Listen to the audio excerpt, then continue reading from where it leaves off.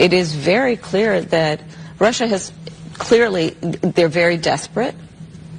They have already experienced a strategic failure.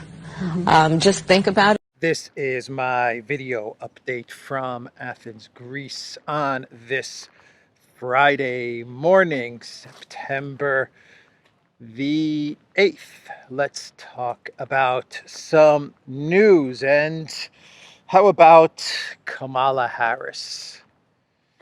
Kamala Harris, the Vice President of the United States. It is very clear that Russia has clearly, they're very desperate. They have already experienced a strategic failure. Just think about it. Just think about it, says Kamala Harris. Russia has experienced a strategic failure. It's clearly very clear, according to Kamala Harris. So even when they give her the script, even when they give her the lines to read, she still can't do it. She still can't read the lines properly. Just think about it, Kamala Harris. Just take a couple of minutes and think about it. And I think you'll get to the truth as to what is happening in Ukraine. So, yeah, that's Kamala Harris. Once again saying the standard canned lines that we've been hearing from the collective West scriptwriters over the past year and a half. Blinken likes to say this line often, actually. This is one of his favorite lines, that Russia has suffered a strategic failure. Biden also says it. It's one of their favorite go-to lines that they like to use. Russia has already suffered a strategic failure. So we've already come out ahead in this conflict in Ukraine. Everything that Kamala says, everything that any of these collective West leaders say, just reverse it and you get to the truth. Just reverse it and you'll get to a clear understanding what's really going on. The strategic failure, it's been suffered by NATO, the collective West, the Biden White House. They're the ones that have suffered the strategic failure.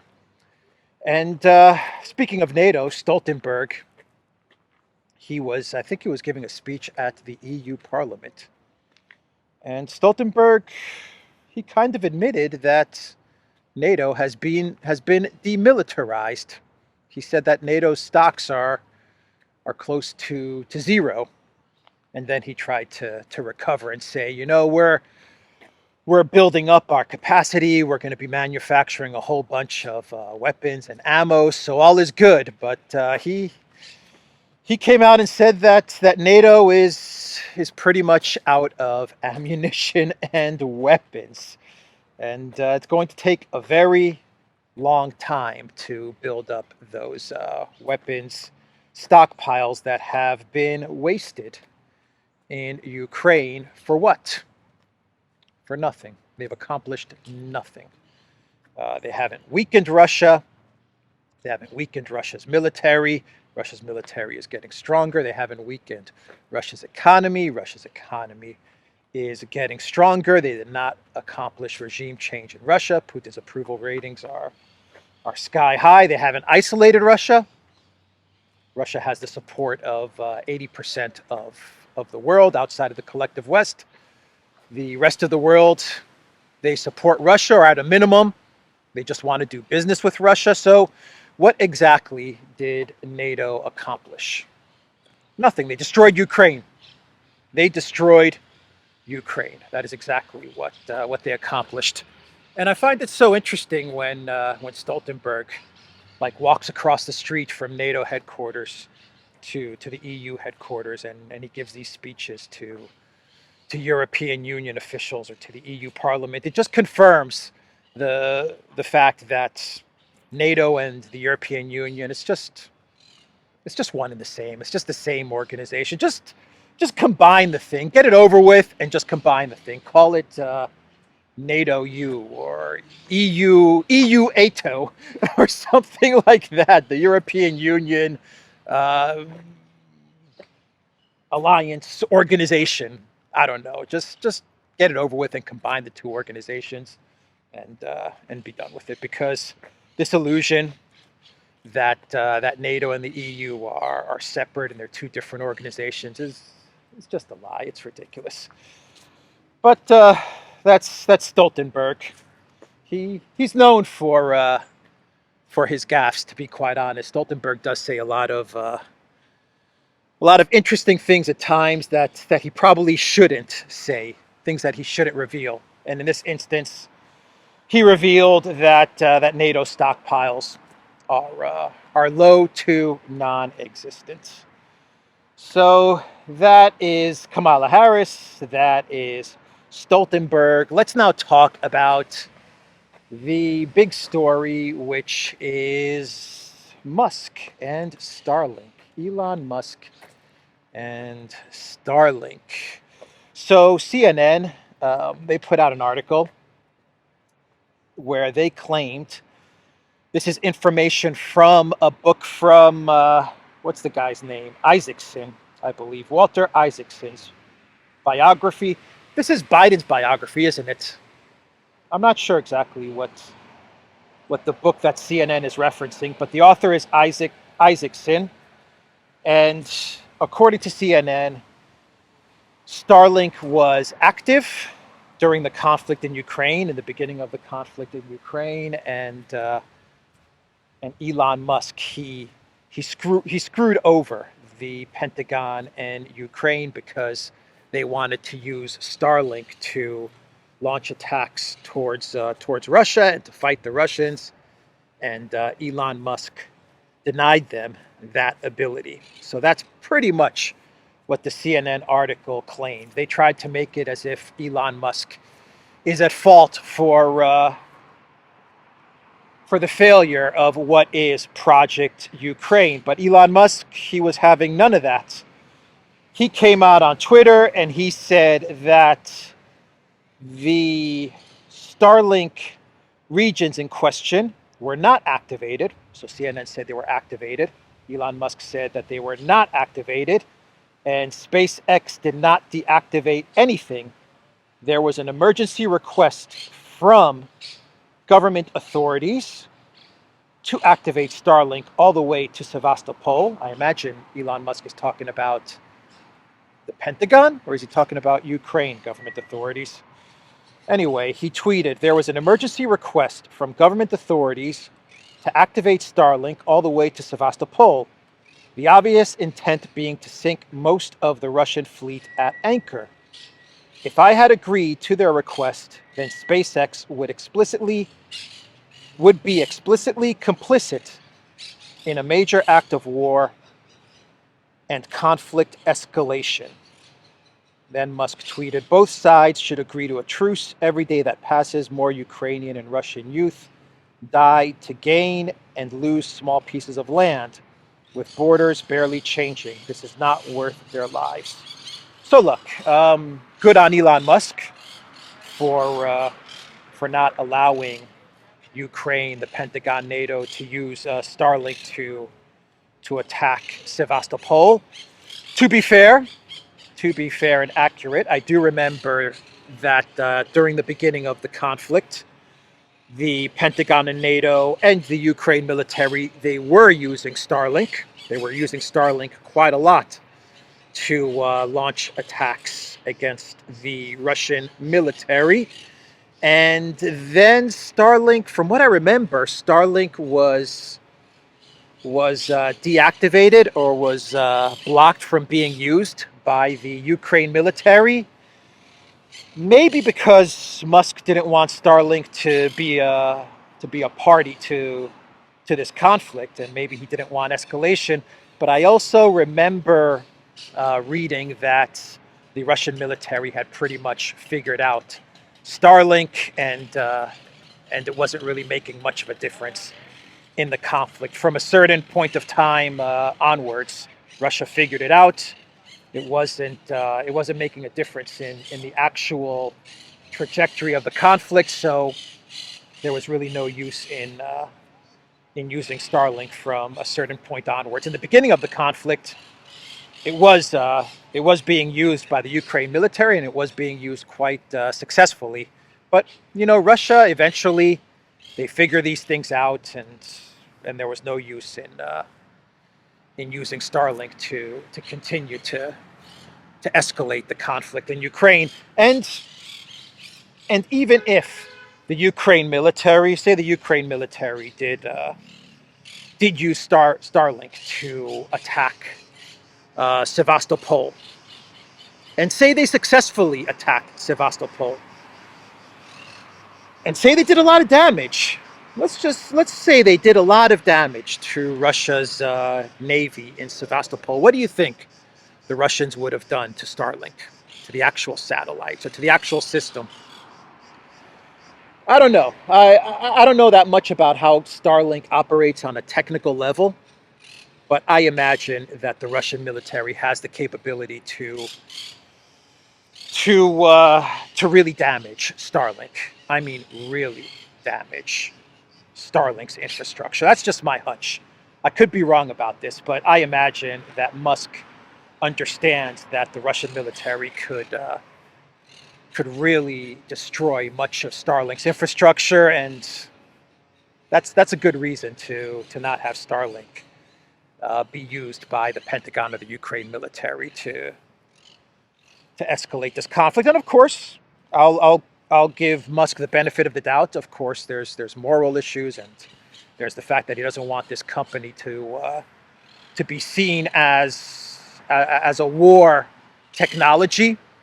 I understand that, and I give him the benefit of the doubt, and I say that Musk is genuinely concerned about the lives of the people in Ukraine and the soldiers fighting this war on both sides, and he does want a peace to this conflict. But I also think that there are business reasons for Starlink not being used, and I'm sure all parties involved understood that Russia had figured out Starlink, and it wasn't going to make that much of a difference in the conflict going forward. So those are my thoughts about this article from CNN. But you see, CNN, they tried to smear Musk. They tried to smear him, and they tried to make it seem like Musk screwed over Ukraine, and he screwed over the collective West, and he's helping Russia. And Musk went on to Twitter, and he debunked CNN's claims and this author Isaacson's claims. That's the good part about owning a social media platform like Twitter X, the social media platform formerly known as Twitter. That's what it gives Musk. It gives Musk the power to debunk these smear attacks, these smear attempts.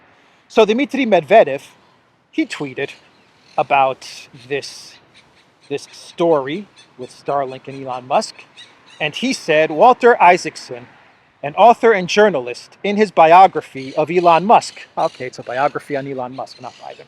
My mistake. My bad. Walter Isaacson, an author and journalist, in his biography of Elon Musk, writes that last year the businessman shut down Starlink to prevent Ukraine's attack on Russia's navy stationed in Crimea. He was concerned about a retaliatory nuclear strike. If what Isaacson has written in his book is true, then it looks like Musk is the last adequate mind in North America, or at the very least in gender-neutral America. He is the one with the balls. Medvedev he's really good. He's really good at social media, man. He really is good at social media. No doubt about it. So 1945, which is like, I guess 1945 is this new neocon magazine. It's like a new age neocon magazine that has been covering the conflict in Ukraine quite a bit.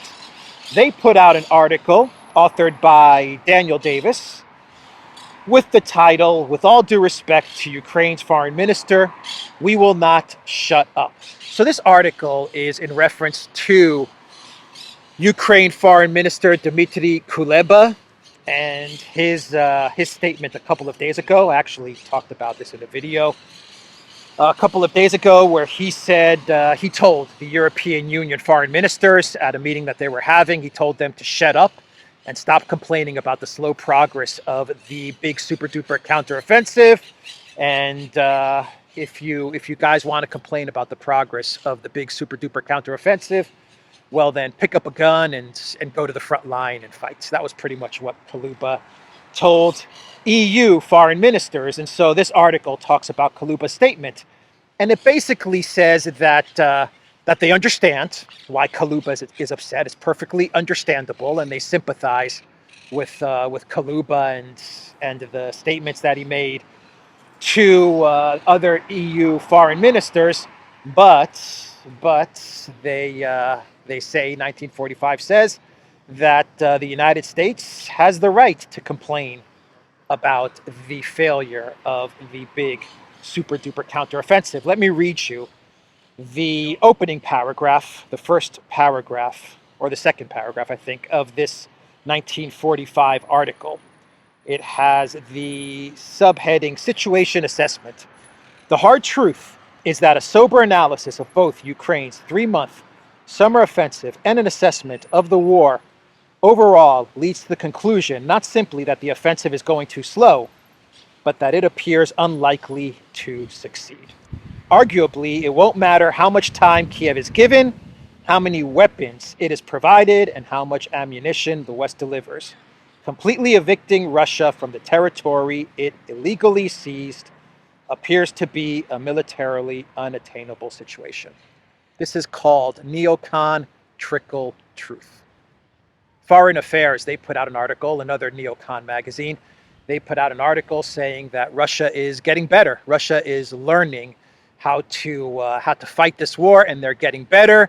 And it's going to be very difficult to defeat Russia. That's what Foreign Affairs said in an article that they put out yesterday. And now you have 1945 just coming out and saying that Project Ukraine is over. The collective West has lost.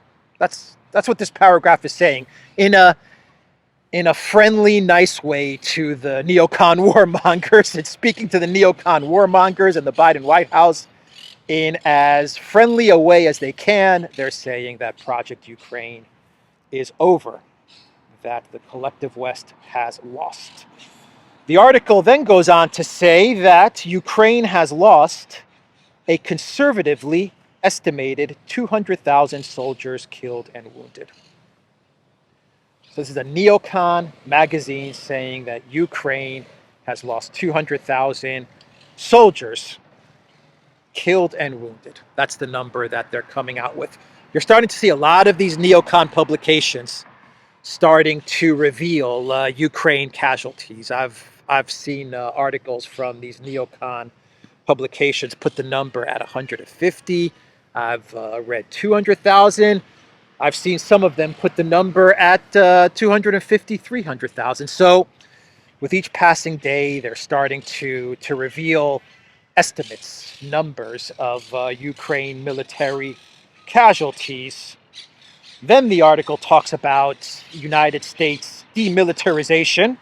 After the first 18 months of this war, the U.S. has contributed over 2 million artillery shells, thousands of tanks and other armored vehicles, and tens of thousands of anti-air and anti-tank missiles. Whatever slack there was in our inventories has long since evaporated, though we have started the process of expanding our industrial capacity to produce more arms and weapons. It will be years before we catch up to demand. The fact is, we will have to diminish our own military capacity to provide Ukraine with what it needs, harming our own national security. In other words, the U.S. can't keep up with Russia. They simply cannot keep up. They can't keep up with Russia's military production. And it's going to take years for the U.S. to level up with Russia, if that's even possible, because one problem that the U.S. has, and maybe not so much the U.S., but definitely the European Union has, is yes, they want to ramp up their military production, but how are they going to do it without the resources that Russia has been providing to Europe for so many decades? Starting from the cheap gas, to the metals, to the minerals, to everything. So it may be all well and good to say, you know, we're going to ramp up our production, but it's going to be very expensive without access to cheap Russian gas, cheap Russian energy, and so many of the Russian commodities that are needed to manufacture military equipment. And finally, this 1945 article, and this is the important part, what I believe is the important part to this 1945 article. It says this: it is known that Russia has been significantly harmed after a year and a half, suffering egregious levels of casualties and the destruction of tens of thousands of military vehicles and planes. Our security, therefore, will not be at risk in the least once this war is ended by whatever means. If Russia could not bring to heel more than 17% of its neighbor, what possible argument can be made that a 31-member alliance with nuclear weapons couldn't crush, or better yet, deter any Russian attack? Now, why is this the important part to this article? This paragraph from 1945 is the same exact argument that Viktor Orban, the Prime Minister of Hungary, made to Tucker Carlson in the interview he gave a couple of days ago. I think something is going on here. I think something is going on here, not only from Hungary and Orban, but also from some neocons, let's say some more realistic and pragmatic neocons. I think they're trying to convey a message to the crazies that want to escalate, and the people in the collective West that still believe that they can defeat Russia. And I think the argument that they're trying to make is that, look, Russia has already been weakened from this conflict, and also the Russian military cannot conquer Ukraine. So let's just end this war, and let's just all agree that Russia is not a threat to NATO, because if it can't conquer Ukraine and it's already been significantly weakened because of the conflict with Ukraine, then there's no reason for NATO to worry.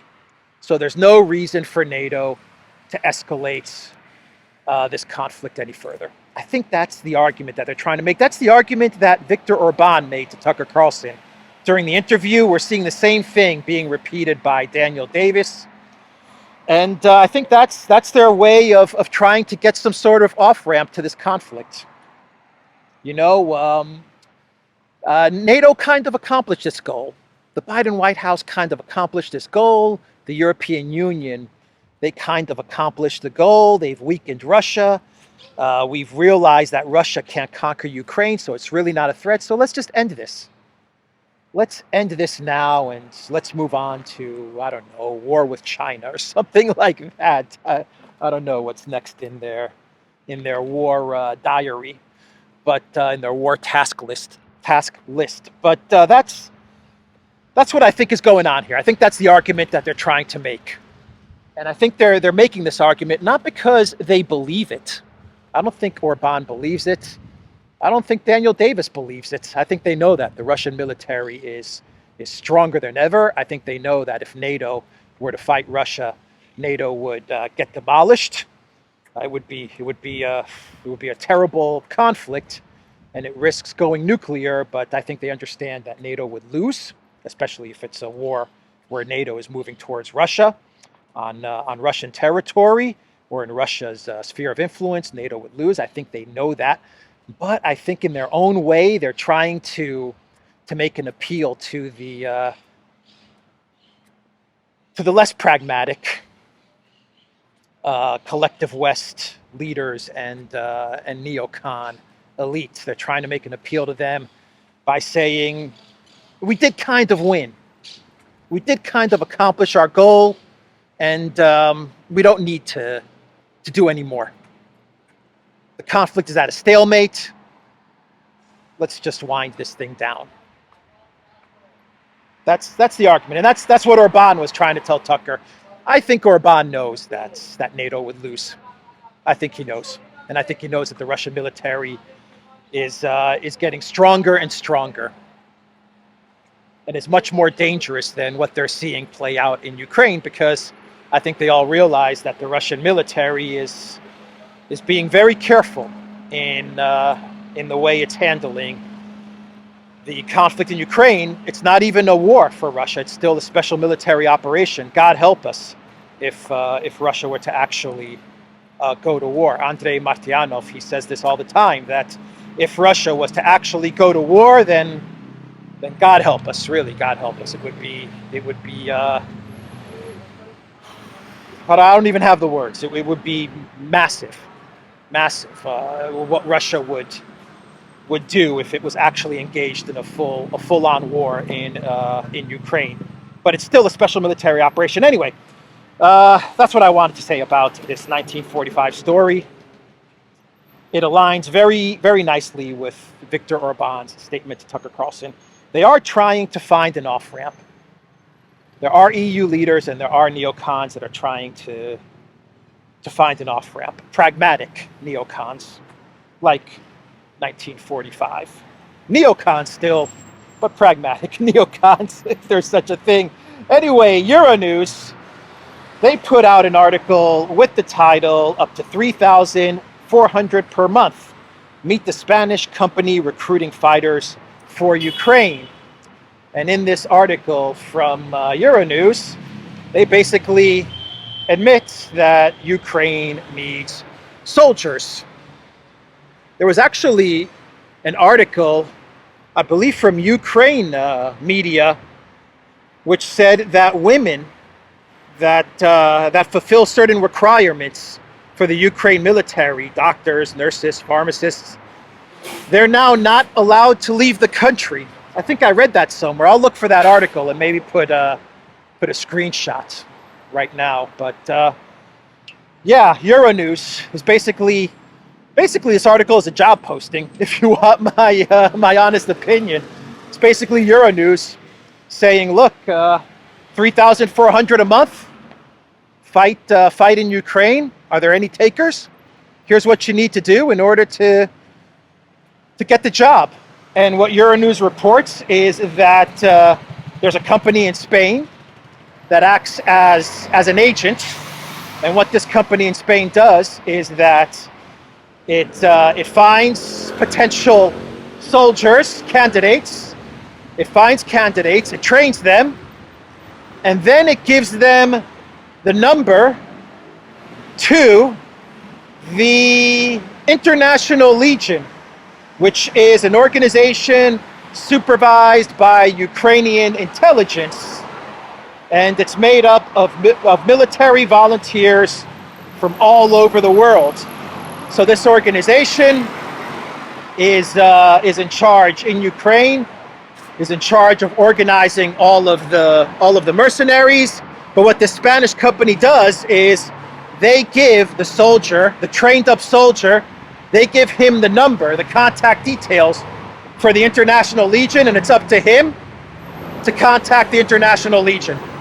Because the company in Spain says that if they actually managed these soldiers and actually sent them to Ukraine and handled the entire process, then they would be seen as a military contractor. And they don't want to be seen as a military contractor, something like Wagner. They said they don't want to be seen as something like Wagner, so they take it up to a certain point.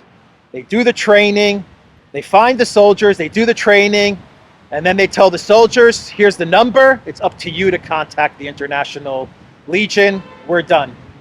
And that's how the mercenaries are recruited, without saying that these companies in the European Union are military contractors. That's the trick.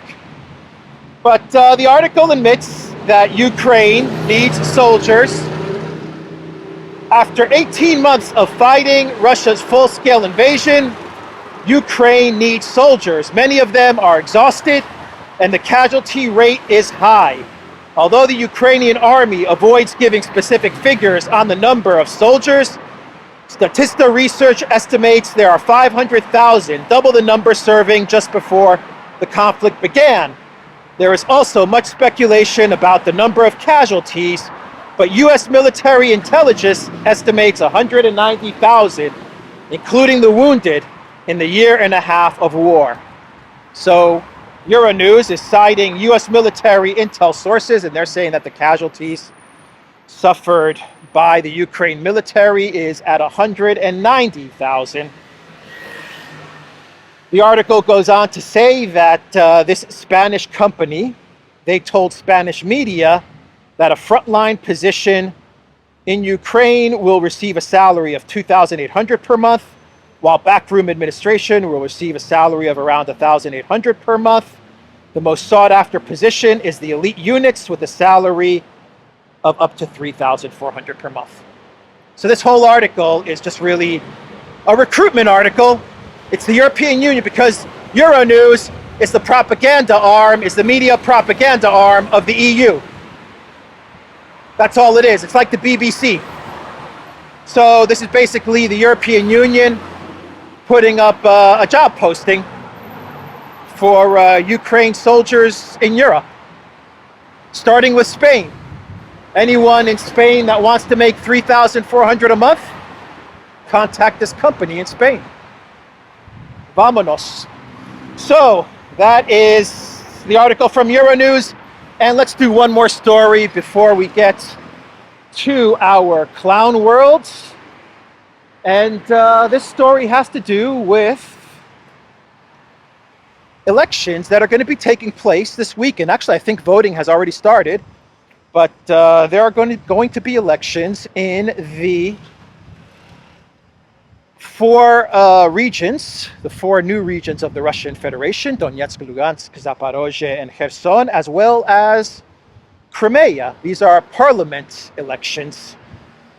And Secretary of State Blinken, he put out this tweet: Russia's sham elections in occupied areas of Ukraine are illegitimate and an affront to the UN Charter. The United States will never recognize Russia's claims to any of Ukraine's sovereign territory.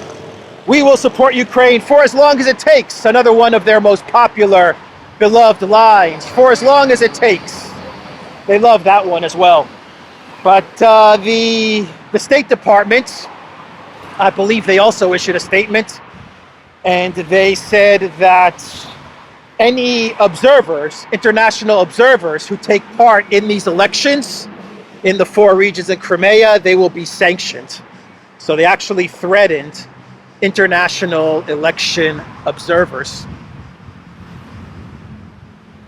It's really interesting to see Blinken and the United States talk so much about democracy while they look to put in prison the leading candidates for the U.S. presidential elections. And while the Democrat Party, I saw an interview with RFK Jr., while the Democrat Party is, I would say they're openly working towards preventing RFK Jr. from challenging Joe Biden. And these are the people that talk about elections. This is the Truman statue. I've done a video from here before.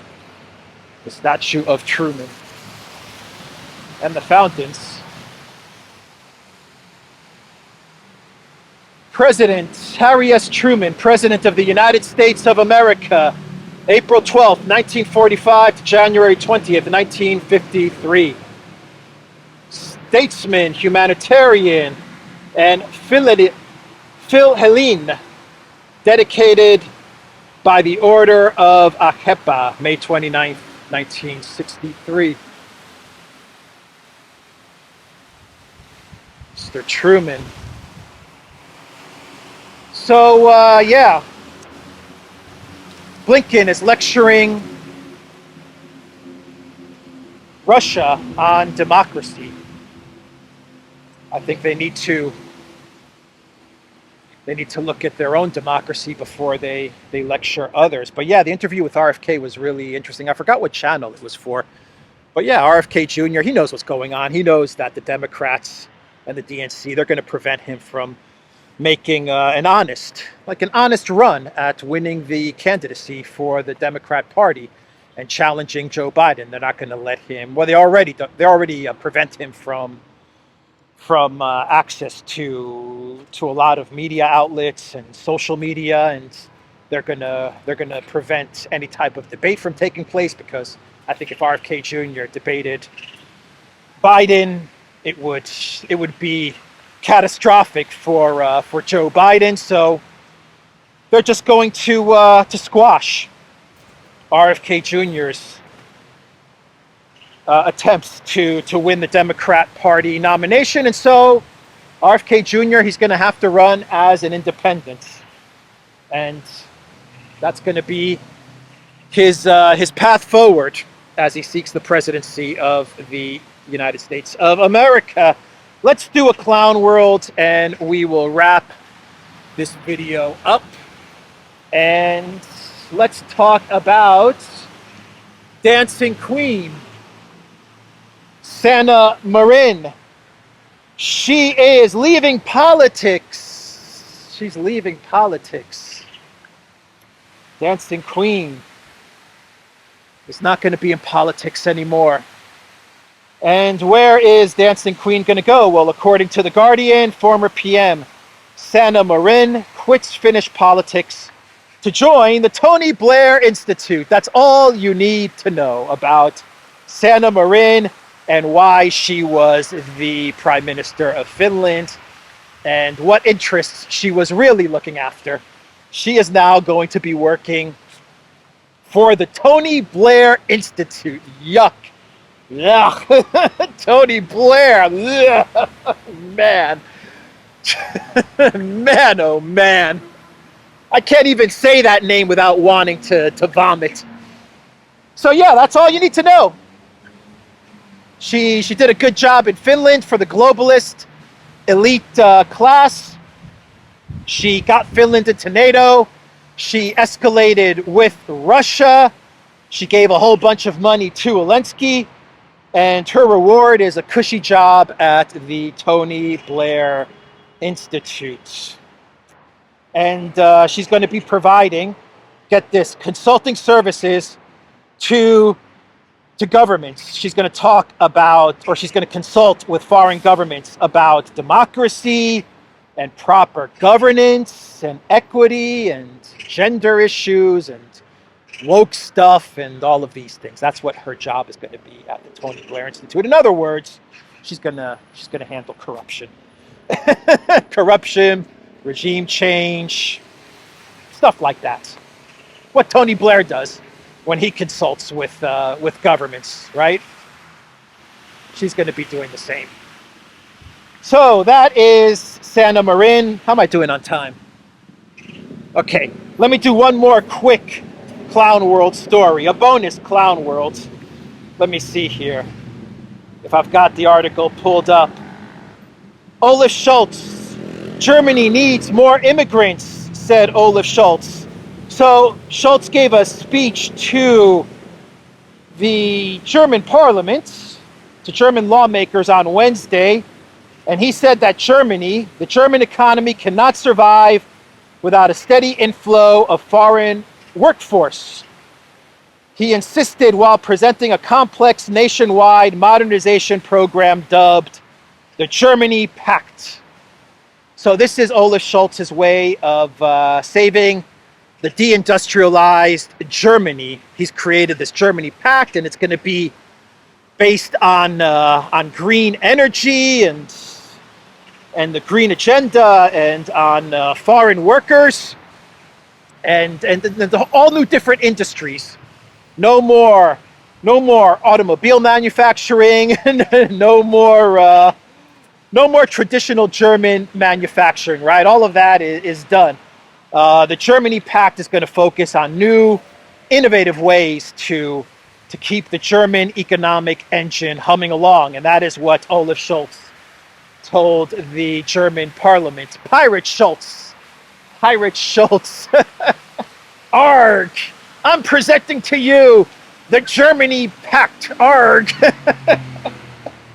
Pirate Scholz, who suffered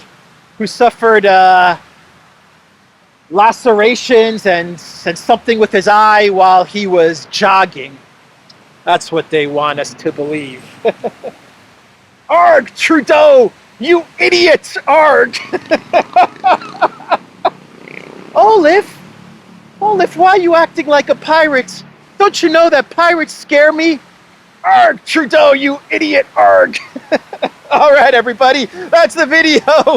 TheDuran.locals.com. We are on Rumble, Odyssey, BitChute, Telegram, Rockfin, and Twitter. Follow Alexandra on Twitter. Follow the Duran on Twitter. Follow me on Twitter. And we're kind of on Rumble, though I think we're being shadow banned on Rumble anyway. And go to Duran Shop. 10% off. Use the code. Good day. I hope the fountains were not too loud. We'll see. Take care.